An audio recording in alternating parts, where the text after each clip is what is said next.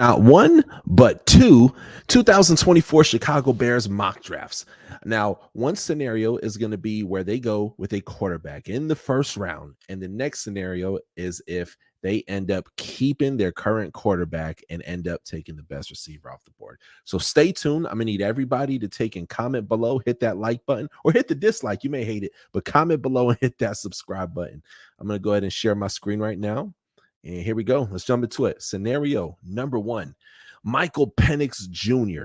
Okay, this is the safest pick. He is I want to say a 24, 25-year-old quarterback. He's going to be playing in the national championship. As I film this right now, is January 3rd. So the national championship has not happened yet. And then his number one receiver is going to be Rome Odunze, man.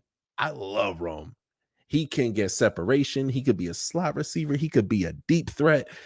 Man, this guy would take it over, man. And for them to have come into NFL with that chemistry, one of these guys are going to get NFL Rookie of the Year, is what I'm saying. Okay. Then we got Chris Jenkins. His nickname is the Mutant. Plays for University of Michigan. Also going to be playing in the national championship. Watch the clip with him and his mom embracing each other, and she's crying. That I freaking love him too. They need a sitcom. I love it. But ain't no sitcom when he out there on the field. The dude is an absolute DAWG dog, and he don't play for Georgia. Chris Jenkins is amazing. He gets penetration. He's an athletic D tackle as well too, with tons and tons of skill. And I know that in the trenches, that's where games are won and lost. So having a guy like Chris Jenkins in there is going to do you many riches. Then there's Kyrie Jackson. Now, if bumblebees took and played football and ran 22 miles an hour, he can cover it. Kyrie Jackson is one of my favorite defensive backs in all of college football. Realistically, I don't see him going past round 3 personally, but in this mock draft, he was there, so I took him. And if he does slide a little bit, it would probably be because of, I don't know, just teams are being stupid, man. Or you know how it goes if they have a bad workout or bad interview. But Kyrie Jackson is that guy. He had a massive year for Oregon, and he balled out, man. He balled out.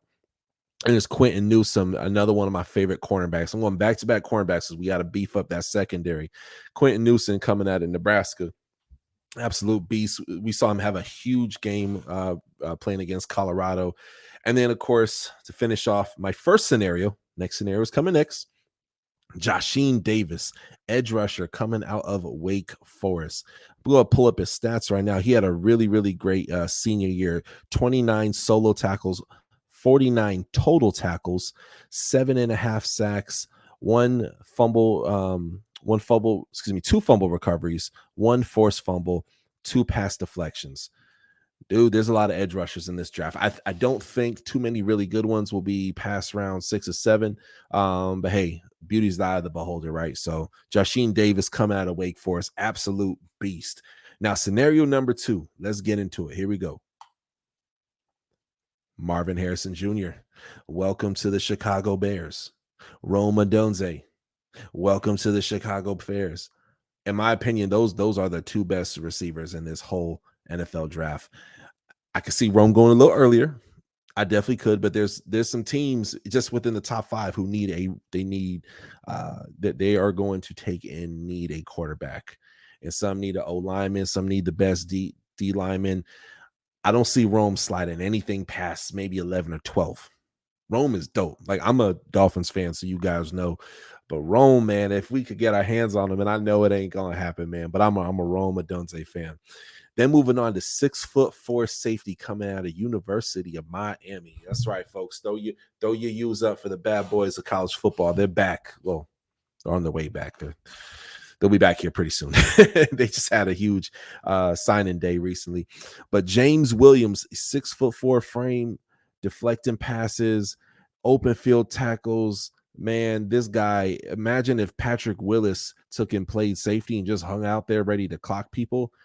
That is James Williams. He just wants to take and play football. I should be having him here on the show here in a couple months, but that dude is super dope. That being said, before I explain what why I chose the other 3 people, be sure to smash that subscribe button, hit the bell for the alerts. I don't just cover the Bears, I cover the whole NFL. And December through April, it's the #1 place on the internet for NFL draft content. So be sure to stay tuned. Moving on, Jordan Jefferson coming out of LSU. I'm a Jordan Jefferson fan.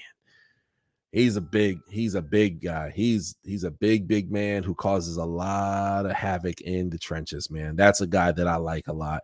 Then there's Jabbar Muhammad, cornerback coming out of Washington. Had a lot of big moments for Washington this year. And then there's Ovi Ogofu. Okay, edge rusher coming out of LSU. Very great to have complementary players who've played with each other on the line. Ovi is super dope, kind of raw, could be developed a little bit more. But hey, when it's your late day 3 pick, that's what those guys are pretty much for. Every now and then people will slide because of character issues. But Ovi's dope, and he's a really, really good player. So, anywho, that's scenario number 1. That's scenario number 2.